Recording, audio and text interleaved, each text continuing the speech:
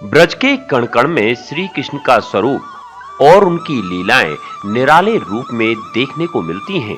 जिस स्थान पर कान्हा ने महारास की लीला रची थी, वो स्थान गोवर्धन पर्वत के पास स्थित बसा हुआ पारसौली गांव कहा जाता है। आप मेरे साथ जो देख रहे हैं ये कुंड नहीं, एक सरोवर है। बताया था इस सरोवर को चंद सरोवर के नाम से जाना जाता है। शरद पूर्णिमा के दिन भगवान श्री कृष्ण ने यहाँ 6 माह तक रास किया था, तो वहीं इस रास को देखने के लिए चंद्रमा भी एक ही जगह स्थिर हो गए थे। उस चंद्रमा की प्रतिबिंब जब इस पानी पर पड़ी, तब से इस सरोवर का नाम चंद सरोवर रख दिया गया।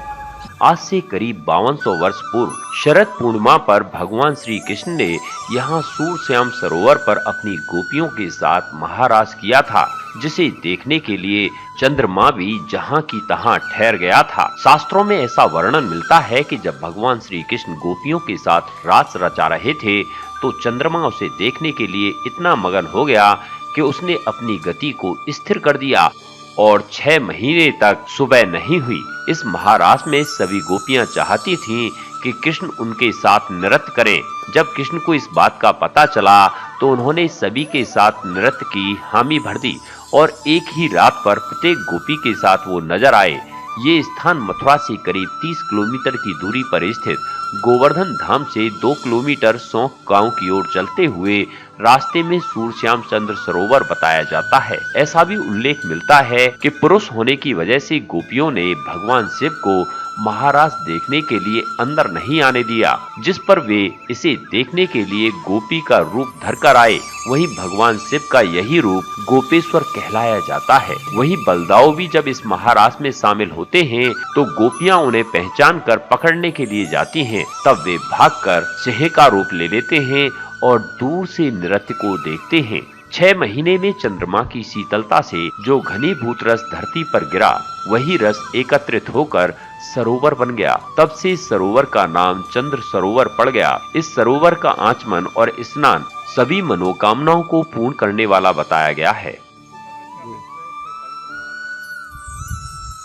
अखंड मंडलाकारं व्याप्तं येन चराचरं तत्पदं दर्शितं येन तस्मै श्री गुरुवे नमः। आपने जो शरद पूर्णिमा के महत्व के बारे में जानकारी की, आज की जो रात्रि है शरद रात्रि है और शरद में मल्लिका नहीं खिलती हैं कभी भी, किंतु जिस समय महारास हुआ उस समय मल्लिकाएं खिली, मल्लिका के फूल खिले। ऐसी शरद पूर्णिमा की रात्रि रही। भगवान का नाम है रसोवैसा, भगवान रस स्वरूप हैं। जब श्री कृष्ण के मन में अपने रस वितरण करने की, लीला करने की इच्छा हुई, तब भगवान ने स्वयं का रस वितरण किया। यही महारास है। ठाकुर जी में इसमें 3 चीज हैं।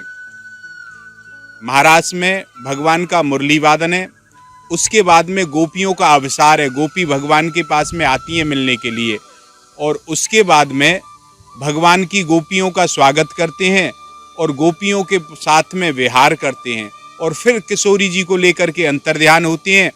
पुनः गोपी गीत होता है और ठाकुर जी पुनः प्राकट होते हैं, और गोपी उन्हें अपनी जो मेहमद बोलते हैं, से फरिया है, इनका आसन बनाती हैं, उस पर ठाकुर जी विराजमान होते हैं और गोपियों के कूट प्रश्नों का उत्तर ठाकुर जी देते हैं। और उसके बाद में जल विहार लीला है, नृत्य लीला है और वन विहार लीला है। ये महाराज की लीला हुई है यहाँ पर। हाँ, तो वही मैं मैं वही बता रहा हूँ। जब वहाँ महाराज का ही महत्व बता रहा हूँ, तो ये 3 महाराज की जो मैंने आपको बताए प्रमुख बिंदु, उसमें महाराज के हैं। यह जो स्थल है पाराशर ऋषि जी की तपस्या स्थली रही है, इसलिए परासौली बोलते हैं। और महाराज भगवान ने इसी जगह किया था, इसलिए महाराज स्थली भी इसे बोलती हैं। सारस्वत कल्प में महाराज भगवान ने इसी स्थान पर किया था। भगवान की जब इच्छा हुई गोपियों के साथ विहार करने की, तब उन्होंने मुरली बजाई और गोपियां अपनी देह गेह की बहान भूल करके दौड़ी चली आईं प्रियतम से मिलने के लिए। तब उन्होंने उनकी कौन सी गोपी थी, जिनको कात्यायनी पूजा में वरदान दे चुके थे कि मैं तुम्हारे मन की इच्छा पूरी करूंगा, उन गोपियों को महाराज भगवान ने बुलाया महाराज के लिए। जब गोपियों के साथ में महाराज किया भगवान ने, तो भगवान ने अपने अनेक रूप धारण कर लिए।